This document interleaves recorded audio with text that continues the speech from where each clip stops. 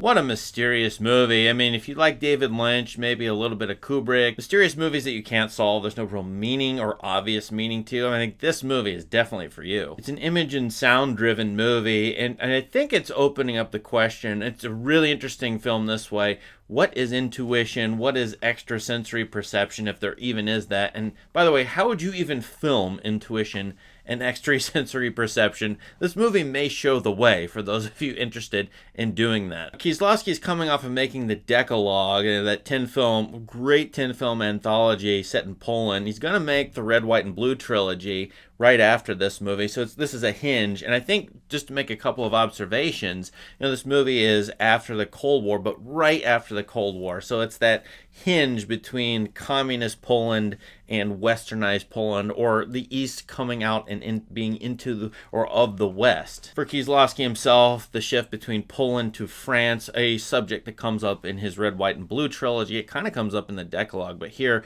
definitely the case where the plot is overtly about a woman living in Poland, Veronica, who is just like a woman living in France, Veronique. The first 30 minutes of the movie focus on the Polish version, Veronica, and there's a chance encounter in, about 15 minutes into the movie, not a spoiler, in which Veronica sees Veronique. I don't think Veronique sees Veronica, and then the last hour focuses on Veronique and her sense, her intuition about, she has this double or other who's just like her, a twin-like persona somewhere else, and she feels it and senses it, and she's trying to come to terms with it. So yeah, the basic plot of the movie, there's a double, two of the same person. They're not twins separated at birth, or maybe they are if you want to be a literalist or materialist.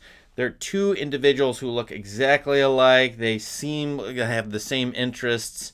And so you might take them to be clones or spiritual doubles, something like that. One of them learns about the other. Unfortunately, and this is a bit of a mild spoiler, she does die and dies of a heart failure as she's becoming a great singer, but dies during a performance. When the movie, 30 minutes in, shifts to Veronique, she has a sense of loss. It's almost like a Star Wars-like, Force-like thing where someone has died and she senses that even though she doesn't know that person. Well, that's Veronica back in Poland. So the last hour of the movie, as I said, is this sort of journey, a subjective, intuitive journey to figure out or to try to sense through who this other person was and whatever those connections were between them. And then again, as I said, you could read this politically or socially or culturally. It's Poland over here, France over here. In the new French version, this other French version is sensing this Polish version, an East versus West. Cold War divide that's been overcome, this one side of the Iron Curtain versus the other, which is now opened up circa 1990, 1991. There is some political material in this movie I'm not sure what to do with. Either the movie is bringing it up and connecting it to the material, or it's eliding it. A couple of times Veronique runs into, for example, a car that's been blown up in front of an airline, and it's clearly some kind of a terrorist attack. The movie cuts to it several times, and yet, what does that have to do with the rest of the movie? There's a couple other political things, a statue of Lenin being hauled through the streets of Poland, for example, and yet maybe this intuition, extrasensory perception, the question of a double, this mysterious longing or looking into something that can't be discovered, all of that is above or transcendent to the political or cultural. I bring that up because the first shot of the movie is just absolutely bizarre, and Kieslowski does this at least 2 times in the movie where the camera is completely turned over. We see a cityscape, but the bottom is the sky with a Christmas star in it, and then the top is the land. That's total inversion of perspective. And over that is a narrative that says, if you look into the haze of the sky, it's not just the haze there. What's in the haze? Millions of stars. So your perception is limited by that haze, but if you see through it, you see all kinds of other worlds, millions and millions and billions of worlds, in fact. So then this movie plays with perception, both ours as the viewer and Veronique's throughout the entire movie. It's got to be 25%, maybe up to 50% of this movie is shots seen through glass, seen through windows, maybe mirrors. Lots of sideways or cockeyed tilts. I mean, completely different from Dutch tilts. Kieslowski will take the camera and turn it 90 degrees, even 180 degrees. There's lots and lots of shadows. There's probably some filters on this or odd different kinds of lighting, whether it's green or yellow or red. He loves these stark primary colors. And I'm almost tempted to say this is an adult Alice through the looking glass type of film. It's not going to be about a child working through the warped logic of a mysterious wonderland sort of world a la Lewis Carroll, but it is the kind of adult, I sense something out in the world but I don't understand what it is.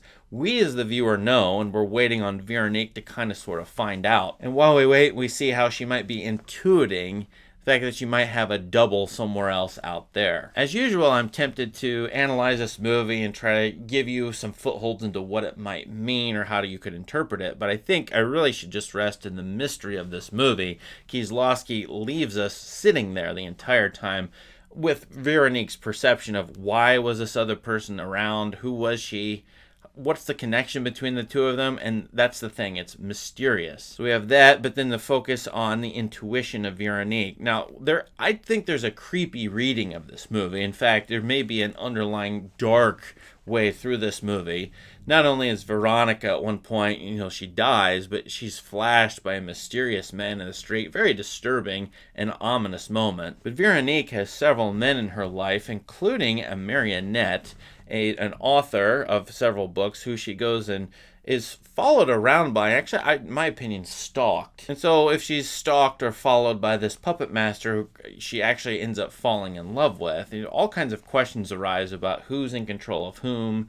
Why do you get to stalk? Even gigantic questions of predestination or being controlled or manipulated. This is classic Kieslowski stuff, which, he made the movie Blind Chance about a man who could have taken 3 different paths, and in the movie Blind Chance we're shown each of those paths and how they would end up being different for his life. Here we're coming up against questions of, are we all sort of controlled or determined? Is our future determined for us? But if it is, then why was this other double created? Or who is this other double even? And as maybe with the puppet master, the marionette who makes 2 of each marionette because one of them can get damaged during the performances, so maybe in life itself, and I don't think Kieslowski was bumping up against this, but the simulation theory of reality, in which the simulators may have other doubles or triples or other clones around the world of us, sort of doing some kind of testing on all of us. And maybe all of us or some of us have had the sense that weird things happen, or we have some weird connection. A relative dies and yet we know, we intuit before we hear about it, for example. Or we meet someone who's just like a brother or sister to us. They're just like us in so many ways, or maybe even they look like us.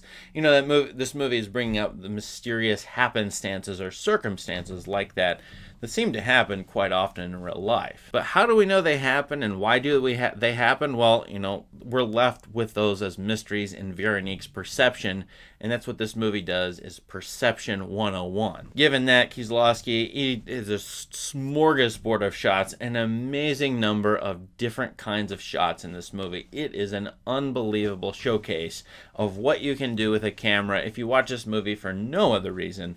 Look at all the wild variety of shots, both static and dynamic, those that stay still, those that move, all the lenses, the filters, you name it. It seems to be in this movie. You will not find the variety of shots in a Hollywood movie, in a blockbuster, that you find in this 95-minute movie. Last I find, and I must say this, Irene Jacob to be one of the most beautiful people I've seen in a movie, and in this particular movie. She's a wonder to look at, and just to soak in her acting, her ability to create both of these characters. She's one of the top most beautiful people at this point in her career, and so here Kieslowski, I think he knows that, and he makes her the center of this movie, which is so subjective in terms of both of the characters featured in here. For all those reasons, I love this movie and think it's great, but it's mysterious. What do you think of this movie? You think it's stupid? You love it? Let us know why in the comments. Please subscribe to this channel for more great content. Thanks and have a great day. This video is dedicated to Travis Leader, a great Discord user, YouTube commenter. Thank you so much. I hope you enjoy this video.